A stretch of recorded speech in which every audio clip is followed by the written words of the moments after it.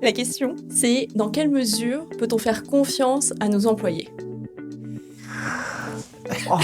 Très content de la réaction, on a bien bossé, c'est bon. Nous, on pense que c'est vertueux d'être le premier à faire confiance.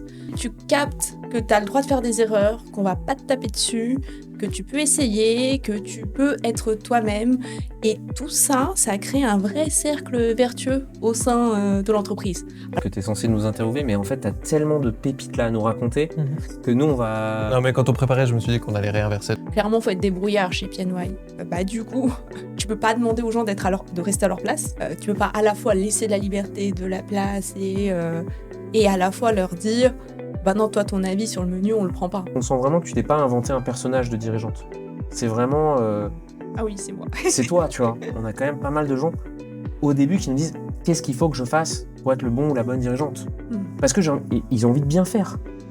On veut faire confiance, mais on n'est soi-même pas en confiance avec son propre rôle de dirigeant et sa propre valeur ajoutée. On se demande si on n'est pas un imposteur. Alors, le nombre de personnes qui sont atteintes par ça, c'est vraiment faramineux dans... Est-ce que c'est pas tout le monde ? Quasiment. C'est est-ce qu'on peut laisser ses salariés choisir leur salaire ? Et quand on a préparé, Graphie m'a dit « il est pas prêt ». Bonjour à tous, bienvenue dans Punch Time. Je m'appelle Félix et avec Jean, on forme le binôme de coach Punchy. Depuis 2018, on accompagne des dirigeants dans tous leurs enjeux, que ce soit des enjeux stratégiques ou relationnels. Et aujourd'hui, dans Punch Time, on essaie de poser des mots sur des enjeux, des dilemmes de la vie des dirigeants. Alors, aujourd'hui, on accueille Graphie Ratamoran, qui se définit comme étant restauratrice. Alors, moi, je trouve ça un peu léger, parce qu'elle a quand même 12 restaurants et 200 employés. Donc, c'est surtout une entrepreneuse chevronnée, puisque PNY a 13 ans maintenant. Voilà. Alors, Graphie, je vais te laisser la main. N'hésite pas à revenir sur ta présentation, si tu veux ajouter quelque chose, et sinon à nous dévoiler le thème, puisqu'on l'a préparé ensemble et que Jean ne sait pas du tout de quoi on va parler. Je pose la question directe, là, comme ça. Comme tu peux, tu peux. Cache comme.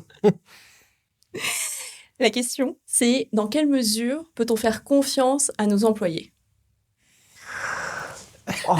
Très content de la réaction, on a bien bossé, c'est bon. Fin du podcast. La question vient du fait que chez PNY, de temps en temps, on interroge le staff pour savoir qu'est-ce qu'ils restent chez PNY, qu'est-ce qu'ils aiment, etc. Et systématiquement, tu as entre 70 et 80% du staff, selon les années, qui te répondent parce qu'ils me font confiance. Voilà. ça, c'est une sacrée question avec un double effet de surprise parce que c'est la première fois du coup qu'on se rencontre, Graphie. Ouais. J'ai pas fait de préparation ensemble et t'es la première intervieweuse invitée qui n'est pas dans notre écosystème proche ou de personnes qu'on a accompagnées aussi. Donc franchement, super cool comme thème. Nous, on est ultra biaisés parce on accompagne des dirigeants et des dirigeantes qui ont beaucoup de problèmes avec leurs employés, de par aussi leur faute dans l'apprentissage difficile du management, mais qui ont aussi beaucoup de problèmes avec leurs associés, avec eux-mêmes aussi, et qui nous amènent tous ces enjeux-là. Et moi, j'ai tout de suite envie de dire, peut-on faire confiance à cet employé ? Attention, dans quelle mesure ? On a beaucoup bossé sur la formulation. C'est pas oui ou non. Et Graphie disait à juste titre qu'on fait toujours confiance à ses employés, mais dans une certaine mesure. Je dirais dans une réponse émotionnelle qu'on va raffiner ensemble, c'est il faut tendre vers je fais confiance par défaut à mes employés et d'essayer de garder ce cadre de confiance pour qu'ils puissent s'épanouir et travailler efficacement, tout en sachant que ce cadre explose en permanence et qu'on est le gardien de ce cadre. Alors, ça t'a tellement perturbé que t'es parti direct dans trancher. Ah ouais, complètement. Non mais complètement, je trouve cette question, elle est tricky parce qu'en plus elle est politiquement incorrecte, et pourtant elle est fondamentale dans tous les accompagnements dirigeants qu'on fait. Ce que je disais à Graphie hier en préparant, c'est que il va y avoir du désaccord forcément dans cet épisode. Et Graphie a une posture très nette, très claire et très radicale sur son rapport à la confiance, qui rend forcément la discussion intéressante à cet endroit-là. Ok. Et c'est bien que tu aies posé notre biais dès le début, parce que Ah c'est oui. exactement ce dont on parlait en préparation, c'est que nous, on a un biais fort dans une mesure assez modeste quand même. Donc, toi, comment tu vois la confiance et pourquoi est-ce que le résultat, c'est que tes employés ils disent ça à 80%? Euh, Alors, chez PNY, on a insufflé cette chose-là avec mon associé, qui est de faire confiance a priori. Parce que souvent, on entend cette phrase que la confiance, ça se gagne, il faut faire ses preuves, ce genre de choses. Nous, on pense que c'est vertueux d'être le premier à faire confiance. Parce que ça montre tout de suite que PNY, il y a un côté safe place, que tout de suite, tu captes que tu as le droit de faire des erreurs, qu'on va pas te taper dessus, que tu peux essayer, que tu peux être toi-même. Et tout ça, ça crée un vrai cercle vertueux au sein de l'entreprise. Alors, il y a beaucoup d'inconvénients, on pourra y revenir par la suite. Avec joie. Mais je trouve que les avantages surpassent de loin les inconvénients. Mais du coup, nous, moi, je trouve ça trop bien, en fait, ce que tu proposes et ce que tu arrives à mettre en place. Et la question que j'ai envie de dire, c'est, et peut-être que c'est encore un petit peu trop tôt mais je me dis, OK, comment tu fais pour mettre ce cadre?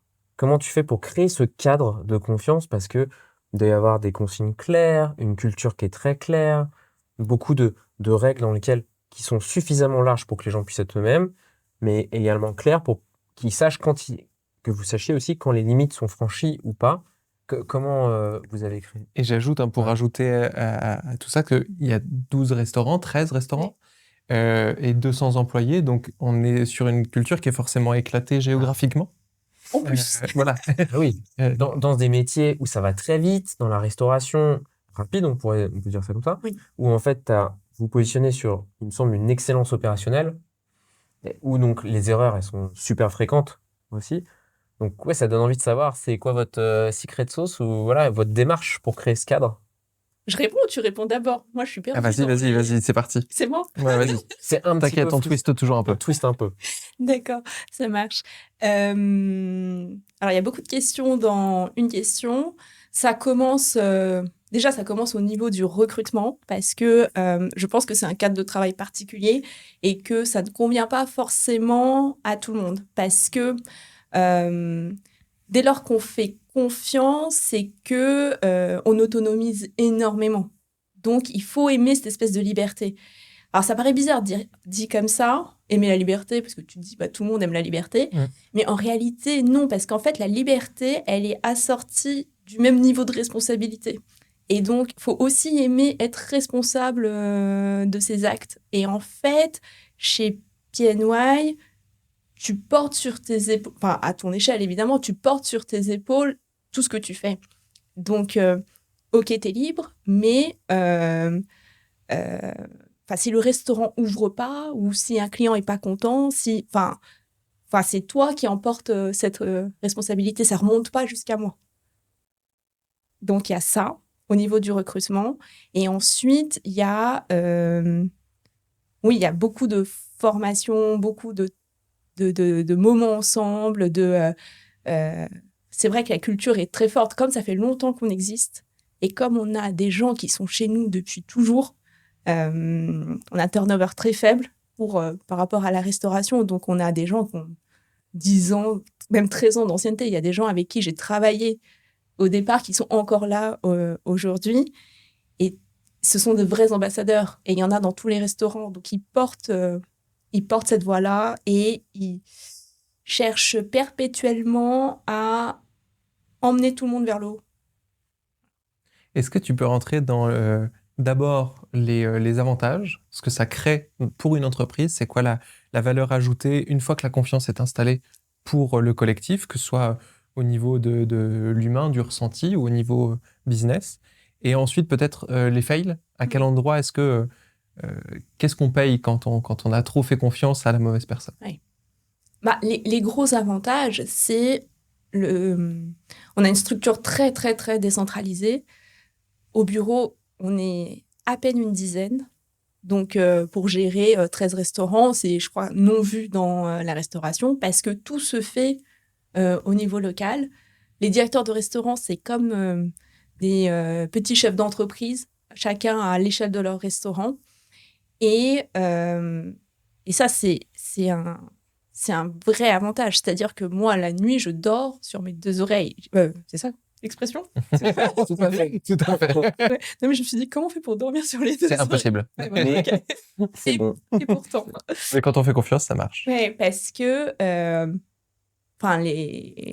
les gars, je sais qu'ils seront là et qui vont gérer et que et j'ai pas besoin je n'ai besoin de tenir la main de personne. Et ça va même plus loin aujourd'hui parce que maintenant on est structuré, etc. Limite, j'ai même plus besoin d'insuffler. Ça s'auto-insuffle. Je me souviens, genre, lundi, on était en que dire. Donc, ça part un peu dans tous les sens. Des initiatives et tout. Et je l'ai regardé faire. Et à la fin, j'aurais dit, bon, en vrai, je pourrais ne pas être là. Vous gérez complètement. Et donc, oui, quand tu as la bonne équipe et qu'il y a cette énergie-là, c'est magique. Et donc, tu parlais du recrutement, et je t'ai vu d'ailleurs un petit peu surprise de répondre déjà pas mal aux questions, parce que tu es censé nous interviewer, mais en fait, tu as tellement de pépites là à nous raconter que nous, on va... Non, mais quand on préparait, je me suis dit qu'on allait réinverser tout Là, ça. nous, C'est sûr.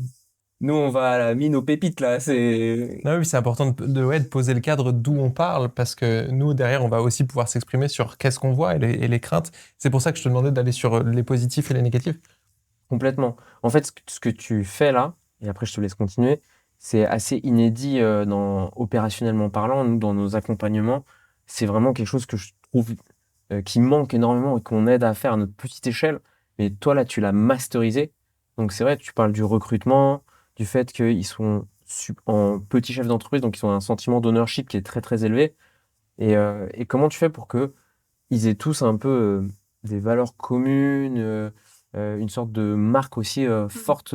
Quand tu vas chez un Pienway, on y retrouve quelque chose. Et toi, qu'est-ce que tu es allé chercher aussi? Donc cette autonomie, et ce sentiment de pouvoir être responsable. Oui. Et quoi d'autre?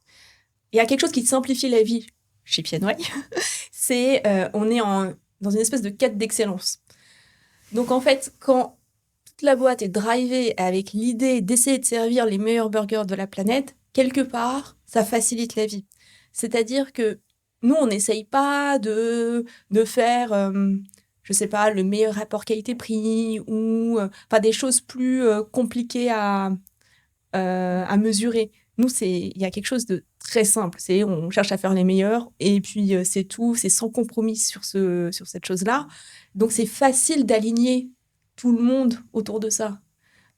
C'est assez facile quand tu es staff de concevoir qu'est-ce que c'est servir le meilleur.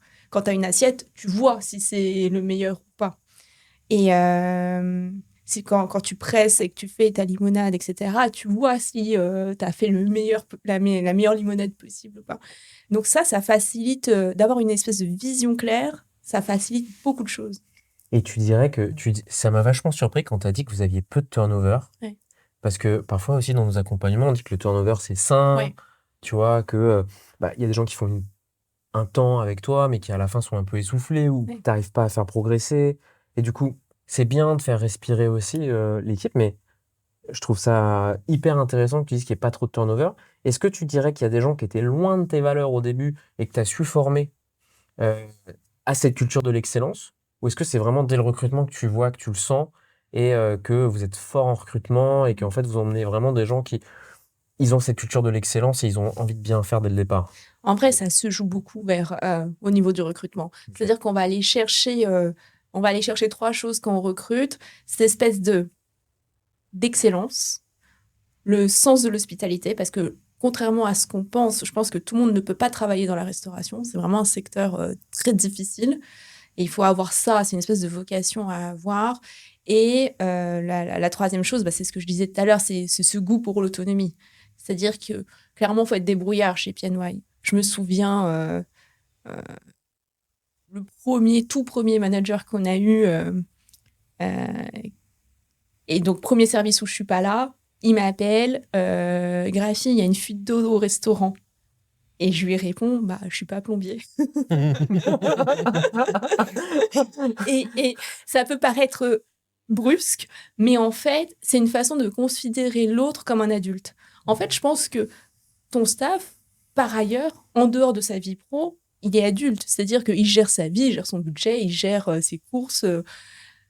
Il n'y a aucune raison qu'il se fasse assister et être infantilisé au travail. Et je vois, par exemple, dans des restaurants, les gens, le serveur, on leur écrit carrément des pitchs de comment t'accueilles le client, etc. Bah, non. Enfin, ça enlève toute la magie de la chose, quoi. Je revole la parole parce que tu m'as piqué ma question. Tout à fait. Donc, c'est quoi les cercles vertueux, en gros, qui sont générés par ça? Et c'est quoi les écueils, on va dire, dans lesquels vous pouvez tomber structurellement à cause de ça? Les cercles vertueux, c'est... je vais reprendre le mot d'ownership, c'est vraiment ça, c'est chacun se sent genre investi. Et c'est très, très, très agréable de travailler avec une équipe comme ça, quoi. Où t'as tout le monde qui est à fond, genre... des fois, on fait des pauses, mais même pendant les pauses, on est là en train de se dire on pourrait faire ci, ça ou quoi. Et les écueils, c'est du coup, tu peux pas demander aux gens de rester à leur place. C'est impossible, c'est-à-dire que tu peux pas à la fois laisser de la liberté, de la place et à la fois leur dire bah non, toi, ton avis sur le menu, on le prend pas. Enfin, ça, c'est pas possible. Donc, il y a un joli mélange. Et Est-ce que tu peux creuser là-dedans? Ça veut dire ouais, quoi concrètement? Qu'est-ce que ça peut amener comme... Parce qu'à la limite, on peut se dire, bon, bah, c'est bien, ils sont libres de dire ce qu'ils pensent, mais à quel endroit ça peut être contraignant pour toi? par exemple, tiens, on parlait des menus. On sort un nouveau menu, nouveau design. Eh bien, il va donc les directeurs le reçoivent. Il va à la fois y avoir des commentaires très techniques, par exemple, ah, vous avez oublié, vous êtes trompé de prix sur tel item. Bon, ça, ok. Mais il va aussi y avoir des remarques philosophiques, par exemple, ah, j'aurais pas mis cette image, oh, j'aurais fait une typo plus grosse, ou machin et tout. Alors que, j'ai une équipe, c'est mon associé qui est le DA, qui Oui, valide le menu. Et c'est vrai que dans une boîte, j'allais dire normale, entre guillemets, eh bien, il n'y a pas ce genre de remarques qui remontent. Chez nous, ça existe. Au début, on trouvait ça bizarre et on a fini par comprendre que c'était ce fonctionnement. C'est-à-dire qu'on ne peut pas à la fois leur demander d'être owner et pas se comporter comme un owner. Oui, ok. Il y a d'autres Et contraintes? d'autres écueils. Je ne sais pas si c'est un écueil, mais par exemple, il y a eu des cas de vol. J'attendais un peu ça. Je me demandais à quel moment ça détournait des fois. Mais quelque part, moi, je connais aucun restaurateur qui ne se soit pas fait voler. Donc, j'ai l'impression que c'est complètement indépendant de la chose. En revanche, là où il faut faire attention dans notre culture à nous, c'est que c'est pas parce qu'il y a eu un vol qu'il faut du coup changer du tout au tout et te mettre à fliquer. Voilà. Bah, c'est intéressant parce que ça fait un bon pont avec une question que j'avais envie de poser, c'est comme tu fais confiance par défaut et comme il y a la prime à la confiance, ça fonctionne. Là, il commence à y avoir un vol ou quelque chose qui ne convient pas. Comment tu gères du coup cette confiance brisée? Comment comment tu la répares? Comment tu dis que c'est trop? Comment tu gères ça? Je pense que dans ces cas-là, il faut être absolument exemplaire parce que une entreprise, c'est vraiment, je vois ça comme un organisme vivant et toutes les cellules se regardent un peu.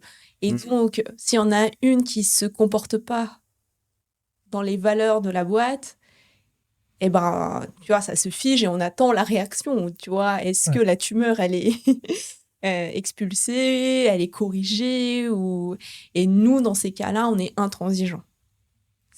Comment ça se passe alors du coup? Comment tu réagis? De toute façon, le vol, c'est peut-être le cas extrême qui fait que là, la personne, on s'en sépare.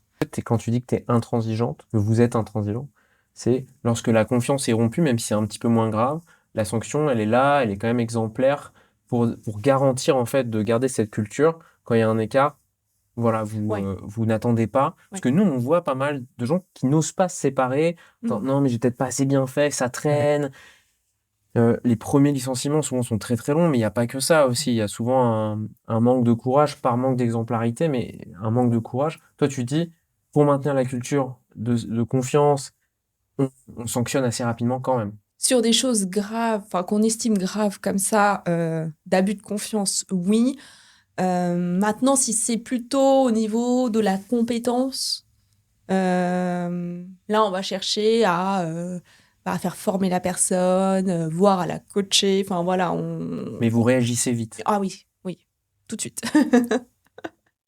Vous tolérez Ouais. pas. J'entends vraiment que vous tolérez pas la non-efficience opérationnelle. Ouais, parce que je pense que...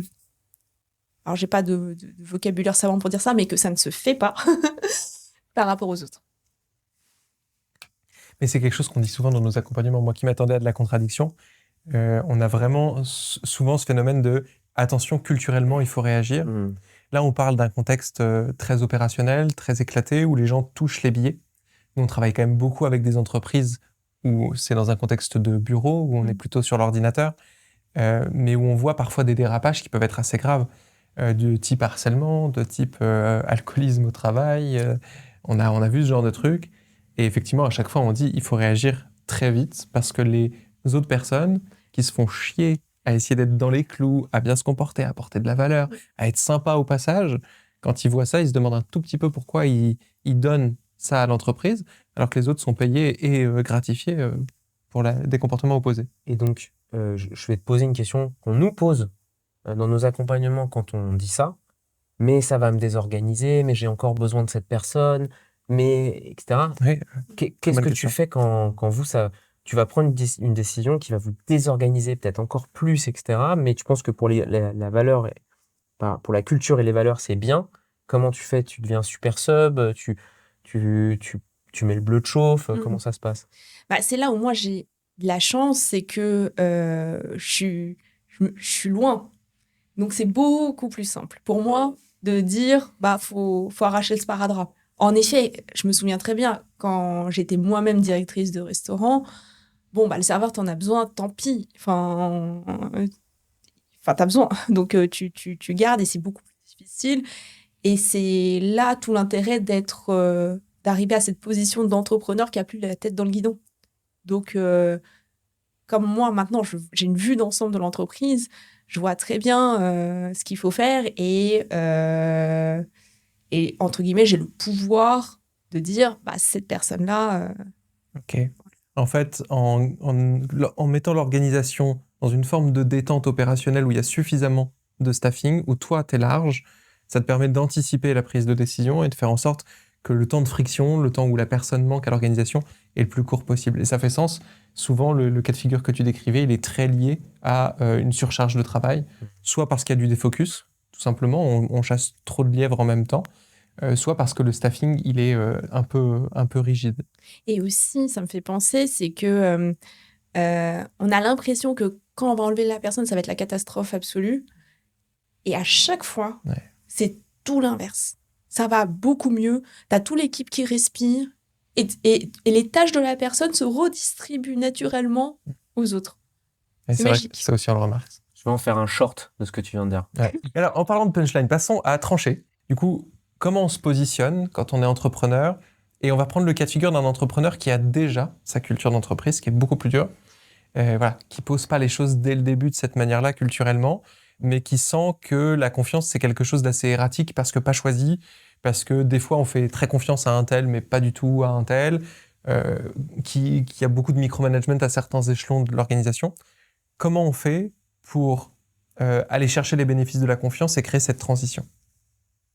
Waouh, c'est super Pas obligé difficile. d'avoir une réponse. Non, c'est super difficile parce que moi, je pense qu'il n'y a pas un seul style de management qui vaille et que c'est une question d'alignement avec tes propres valeurs, ce que tu crois, ce qui te plaît, etc. Et Rudy, il aime bien dire, de toute façon, toi, t'es indienne, donc t'es déjà dans la culture orale. Mm. Donc déjà, d'office, il y a un côté confiance qui préexiste. Donc en fait, ce style-là, eh ben, il fonctionne avec nos personnalités respectives. Maintenant, si quelqu'un aspire à aller vers ça, moi, je pense que la première étape, c'est déjà d'être hyper transparent, bon, sur la démarche, mais aussi sur la gestion de l'entreprise. C'est-à-dire que chez nous, il y a tous les chiffres, il n'y a pas de secret, tout est accessible. Je suis moi-même accessible, donc on peut m'écrire en perso. C'est ce côté, une transparence totale, parce que je pense, pour que les gens puissent prendre de l'ownership, il faut déjà qu'ils aient toutes les informations. C'est super ce que tu racontes, parce que, tu sais, quand Félix était en train de poser la question, je me disais, mais ah là là, mais nos dirigeants, parfois, ils sont dans une culture où ils ont fait des choix qui sont pas cohérents. C'est-à-dire que la direction et la vision, elle n'est pas tout à fait claire. Du coup, ils créent pas une équipe homogène autour d'eux. Et donc, il y a déjà une purge à opérer avant de pouvoir réinstaurer une culture de la confiance. Et ça, c'est un premier truc. Et souvent, on passe par là, ça fait mal, ça désorganise, et c'est nécessaire. Et ça participe dans le même temps à se créer des convictions fortes sur comment on a envie de manager. Oui. C'est ce que tu dis. Tu dis que toi, tu as des intuitions, et puis tu t'es créé des convictions fortes sur comment tu veux faire et qu'est-ce qui fonctionne avec toi. Et toi, tu es à l'aise pour rendre les choses très transparentes, parce que c'est aussi très clair. C'est-à-dire que ça doit être très carré chez vous aussi, que tu es joignable aussi, mais que tu t'es aussi mis à distance. Donc, tu as trouvé cette juste distance qui est nécessaire. Et voilà, tu as vraiment, avec qui tu es, et ça, on en parle beaucoup dans les accompagnements, c'est qu'on sent vraiment que tu t'es pas inventé un personnage de dirigeante. C'est vraiment... ah oui, c'est moi. c'est toi, tu vois. Tu joues avec tes forces, avec tes qualités, et ça se ressent dans ce que tu dis, et on le chasse, ce truc-là. Et malheureusement, on a quand même pas mal de gens, au début, qui nous disent « Qu'est-ce qu'il faut que je fasse pour être le bon ou la bonne dirigeante ?» Parce que ils ont envie de bien faire. Parce qu'il y a cette culture du bon élève, qui était là depuis longtemps. Parce que c'est la peur aussi de voir ah bon, je me pose toutes ces questions. J'ai déjà 1 million d'emmerdements. Et il faut que je me convictionne sur où est-ce que je vais aller. J'ai inventé un mot là. Se convictionner, j'allais dire. On va le Wikipédia. Voilà. Quand tu parles de le rapport du dirigeant à lui-même, je me dis que quand on veut faire confiance, mais on n'est soi-même pas en confiance avec son propre rôle de dirigeant et sa propre valeur ajoutée, on se demande si on n'est pas un imposteur. Alors, le nombre de personnes qui sont atteintes par ça, c'est vraiment faramineux. Est-ce que c'est pas tout le monde ? Quasiment. Voilà. Pas tout le monde, mais quasiment. Est-ce que... Allez, je la pose autrement. Est-ce que c'est pas genre pas normal de pas... Non, en général, ceux qui n'ont pas ce... Alors, peut-être qu'il y a des cas de figure un peu plus psychopathiques, mais je ne les connais pas. Mais en général, ceux qui ne se posent pas cette question, c'est parce qu'ils savent sur quoi compter. Et justement, ils savent quelle est la place du travail dans leur vie. Et en général, ils ont une vie personnelle très solide à côté, très enrichissante, et qui, en soi, leur suffit. Donc, si on leur retirait leur entreprise, ils ne seraient pas à poil. Alors qu'il y a pas mal de dirigeants qui investissent énormément d'énergie à cet endroit-là, parce qu'ils envisagent ça comme un sprint, parce qu'ils ont l'impression qu'ils vont devenir riches en 10 ans, et qu'ensuite ça va s'arrêter. Donc ils donnent tout d'un coup. Du coup, ils donnent pas trop à leur vie personnelle. Et là, ils mettent beaucoup trop de leur identité. Et donc ils se mettent à douter, parce qu'on leur envoie pas forcément l'image qu'ils voudraient, parce que les gens qui sont autour d'eux sont dans une relation de pouvoir avec eux, donc ils leur tirent les bottes. Donc forcément, la relation est pas authentique, donc il y a de la solitude, enfin, tout un tas de sujets. Puis si on cherche à trouver de l'amour au travail, on se trompe. En fait, c'est pas du tout le bon endroit pour aller le chercher. Donc, je pense que quand on est dans cette posture un peu fragile de confiance en soi, c'est difficile de faire confiance et donc de laisser les gens autonomes. Parce que finalement, j'ai l'impression, dans ce que tu dis, que ça va de pair. C'est autonomie, donc confiance. Si on les laisse autonomes, ça veut dire qu'on s'autorise, nous, à faire autre chose. À aller regarder ailleurs, à s'intéresser à autre chose. Ce qui, pour la plupart des gens, est très difficile. Abandonner. On parle même très souvent de l'allégorie c'est mon bébé quand on parle de son entreprise. Enfin, heureusement que ce n'est pas le cas. Donc je pense qu'il y a déjà un travail à faire sur soi, peut-être, avant de s'autoriser à aller dans la confiance avec les employés. C'est de se dire, attends, est-ce que moi je me fais confiance pour déjà m'éloigner et laisser la boîte et kiffer ma vie quand même, quoi. Wow, bravo. Merci. Merci. Bon, passons à la punchline, du coup. Qu'est-ce que vous garderiez de cet échange ? Quelle est la phrase qui encapsulerait votre vision sur tout ça ? On a dit tellement de choses là. Moi, j'ai pris une masterclass de graphie. Ouais, mais j'ai pris une masterclass c'est ce que j'espérais que tu prendrais. en pleine tête. t'es un bon coup de bambou, quoi. Et qui fait du bien, tu vois. Tu sais, c'est une douche froide qui réveille, quoi. Dans le Ouais. bon sens, t'as envie d'attaquer ta journée, là. Et, Quand on a préparé, Graphia m'a dit, il est pas prêt. et déjà, le thème, je l'ai écrit en pleine tête. C'était super. C'est, ce que je retiens, c'est que pour avoir l'ambition de dans quelle mesure on peut faire confiance aux salariés le plus possible. Il faut être transparent, il faut pouvoir sanctionner rapidement ou être très réactif, faut donner un cadre clair. Euh, il faut aussi plein d'autres choses, il faut que le business fonctionne, faut bien s'entendre avec ton associé, il faut que toi aussi tu tiennes sur tes deux jambes. Donc il y a beaucoup de choses, je pense, que pour que ça tienne. Faut accepter d'être à une juste distance, c'est l'autonomie, il faut savoir exactement ce que tu recherches en recrutement, t'en as beaucoup parlé. Voilà. C'est bien, je me retrouve dans le fait de pas du tout être synthétique dans la punchline. Je me retrouve. Ça me va, j'avais envie de faire pareil, donc je te donnais du crédit, tu sais, temps de parole pour faire à peu près la même. Est-ce que tu veux y aller sur ta punchline? Bah, moi, comme j'ai préparé, je me suis permise de faire un truc hyper provocateur en essayant de résumer ça dans la confiance exclut le contrôle. Alors, moi, j'adore sa punchline, parce que dans l'épisode qu'on a tourné avant, il y a un invité qui a dit exactement l'inverse, qui est la vraie citation. La confiance n'exclut pas le contrôle. Voyons. Et je pense qu'il a raison et que tu as raison. Je trouve que c'est très intéressant. C'est vraiment une question de posture et de cadre qu'on a créé. Moi, ça m'a beaucoup interrogé, notre échange. Et c'est pour ça que je voulais qu'on fasse ce thème-là et que c'était aussi important, parce que je me suis dit, putain, on va à l'épisode, c'est nous qui sommes interviewés. En fait, on va sécher complètement, parce que on n'est pas dans notre zone de confort. Déjà, le management, on ne le fait pas directement. On ne manage pas ou très très peu, nous. En fait, quand on parle de confiance dans un cadre de travail, moi, je me suis souvent retrouvé dans des positions où je fonctionne beaucoup par rapport à moi-même. C'est-à-dire que si je travaille bien, c'est parce que je suis content du cadre dans lequel je travaille et je le fais parce que ça me fait du bien. Mais du coup, je me suis retrouvé avec des gens qui flirtaient avec les règles, faisaient un peu n'importe quoi.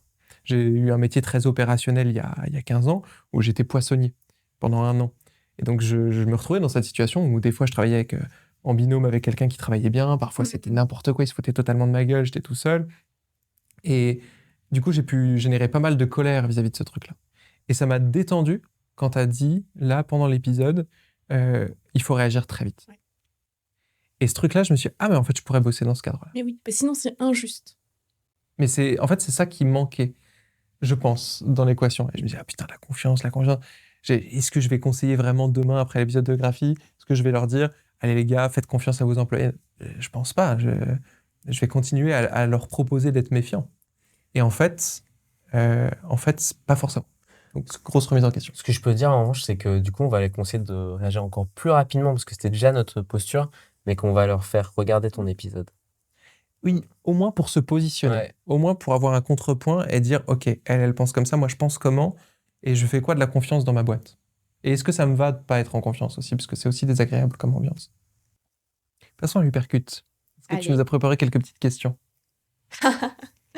Oui, il y en a. La première, elle est sympa. C'est est-ce que on peut laisser ses salariés choisir leur salaire? Je te laisse répondre. Franchement, du fond du cœur, non.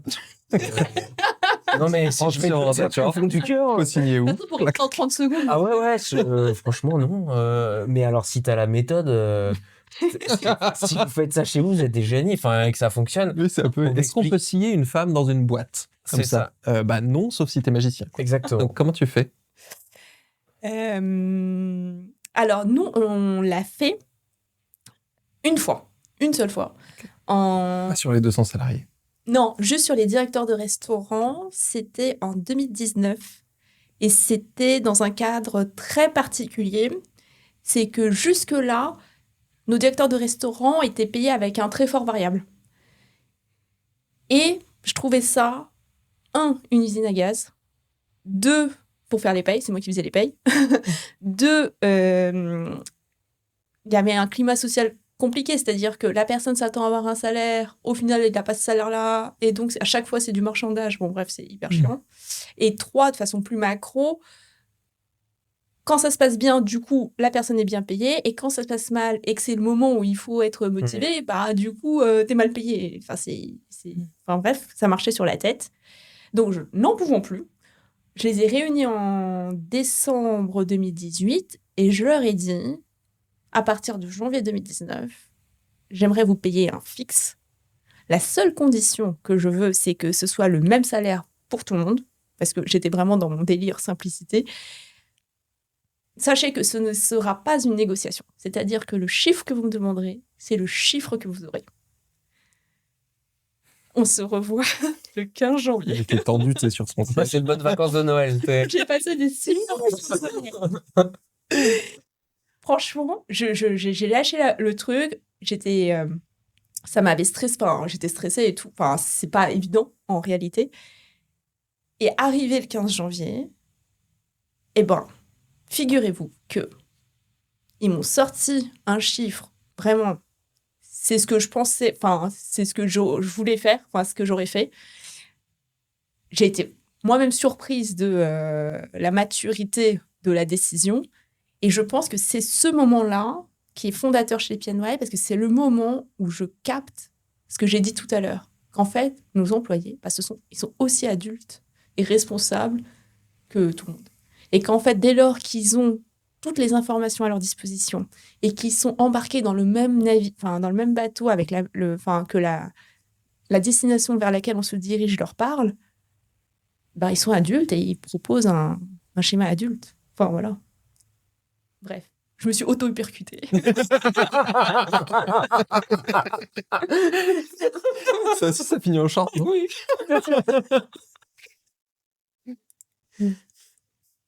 Est-ce que t'en avais d'autres des hypercuts?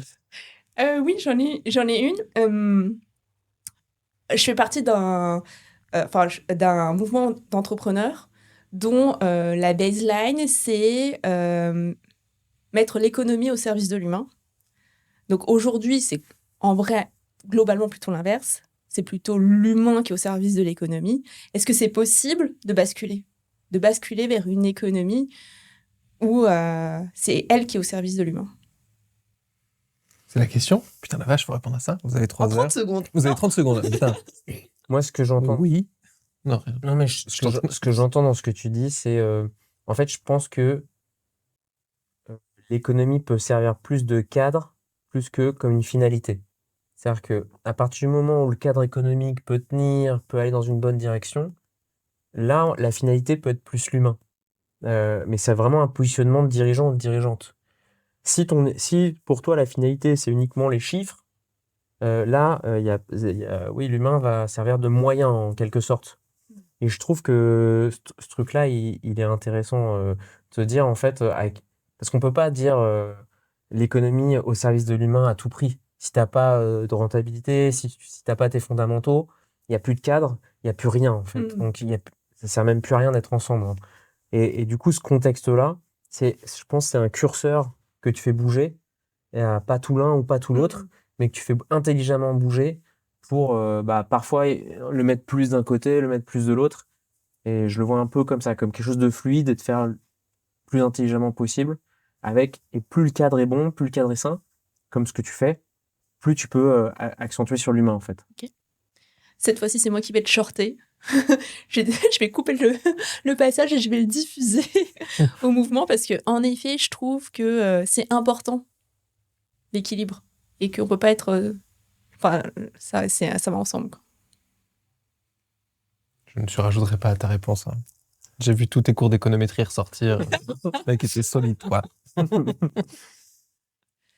Bon, merci d'avoir accepté cette invitation, d'avoir participé, puis surtout d'avoir amené un sujet aussi dense, controversé, humain, et qui met, je trouve, les enjeux du dirigeant au cœur de la société, parce qu'on passe énormément de temps au travail, et c'est vrai, dans beaucoup de cadres professionnels, on est infantilisé parce qu'on n'a qu'un petit bout de la lorgnette, qu'on nous donne une petite tâche à exécuter et à bien exécuter, et dans laquelle c'est difficile de se retrouver vraiment. Et j'ai beaucoup aimé le passage où tu dis, en fait, la mission, c'est de faire les meilleurs burgers, les servir, et en fait, ils sont au contact permanent de cette mission. Et donc, le pragmatique et le concret de ça, je pense que beaucoup d'entreprises auraient besoin de s'en inspirer, surtout toutes les entreprises tech. Il y en a beaucoup parmi les entrepreneurs qu'on accompagne qui ont des boîtes tech avec des visions long terme, des visions complexes aussi, hein, sur des sujets que les gens ont du mal à maîtriser quand bien même ils travaillent dans l'entreprise. Et je pense que ce serait intéressant de savoir comment est-ce qu'on peut résumer ça au meilleur burger. Merci à tous d'avoir écouté cet épisode jusqu'au bout. C'était Punch Time. Vous pouvez nous retrouver sur punchy.fr, sur notre chaîne YouTube, sur LinkedIn surtout.